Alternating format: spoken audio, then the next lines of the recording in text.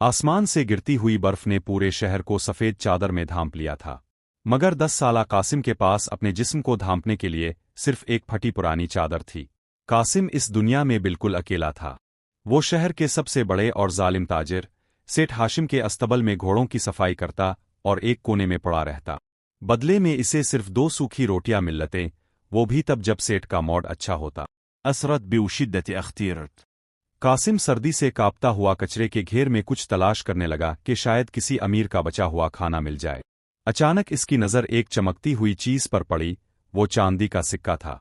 इसका दिल जोर से धड़का। इस एक सिक्के से वो कई दिन पेट भर कर खा सकता था। इसने हाथ बढ़ाया, मगर जैसे ही इसकी उंगलियां सिक्के से टकराईं, इसे अपने मरते हुए बाप की आखिरी नसीहत याद आ गई। बेटा, भूख से मर जाना, मगर सब्र का दामन ना छोड़ना।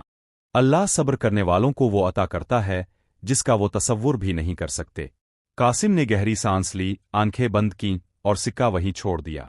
यही इसके सब्र का पहला इम्तिहान था। अगला दाने एक अजीब व गरीब दरविश सी आशंका ग्यार आया। इसकी आंखों में ऐसी चमक थी कि कोई सीधा देख ना सकता। वो हर एक से पूछ रहा था, क्या कोई है जो मुझे अपनी सबसे कीमती चीज दे सके? सब ने इनकार कर दिया। जब वो अस्तबल के पास पहुंचा तो कासिम एक जख्मी घोड़े की खिदमत कर रहा था। दरवेश ने वही सवाल दोहराया। कासिम ने शर्मिंदगी से सर झुकाकर कहा, मेरे पास तो कुछ नहीं, बस आज की एक रोटी है। इरअतौल।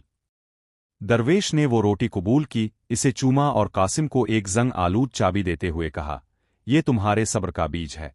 जब तुम्हारा इम्तिहान अपनी इंतहा को पहुंच जाए, ये चाबी तुम्हें तुम्हारी तकदीर तक ले जाएगी। मुरअसिब बिनामत। इसी चाबी ने कासिम की जिंदगी बदल दी।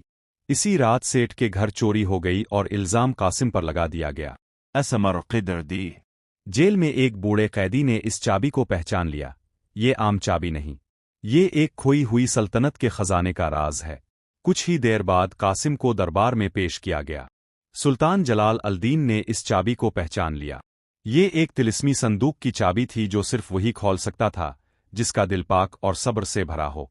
कासिम को आजमाइश के लिए वादा खामोशी भेजा गया। रास्ते में इसे कई लालच दिए गए, जादुई पानी, सूना, ताकत, मगर इसने हर बार सब्र और सच्चाई का इंतखाब किया। आखिरकार वो एक पुरस्रार किले तक पहुंचा जहां इसका आखिरी इम्तिहान इसके अपने खौफ से था। इसने हिम्मत ना हारी। जैसे ही इसने चाबी इस्तेमाल की, एक खजाना इसके सामने जाहिर हुआ और इसके साथ एक खत। इस खत में लिखा था, ये ताज मेरे बेटे कासिम के लिए है। तुम इस सल्तनत के असल वारिस हो। कासिम को मालूम हुआ कि वो कोई आम लड़का नहीं बल्कि एक शहजादा है जिसके वालिद को धोखे से कत्ल कर दिया गया था। जब वो वापस आया तो जालिम वजीर बख्त आवर ने इसे रोकने की कोशिश की, मगर आखिरकार कासिम ने दरबार में सच पेश कर दिया। एक तिलिस्मी अंगूठी ने भी इसकी हकीकत साबित कर दी। बख्त आवर को सजा दी गई और कासिम को ताज पहना दिया गया। मगर बादशाह बनने के बाद भी कासिम ने आजिज़ी नहीं छोड़ी।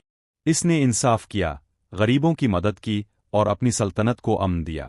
कहानी का सबक, सब्र कभी ज़ाय नहीं जाता। जो इंसान मुश्किल वक्त में भी सच्चाई और ईमान का साथ नहीं छोड़ता, अल्लाह इसे खाक से उठाकर बुलंदियों तक पहुंचा देता है।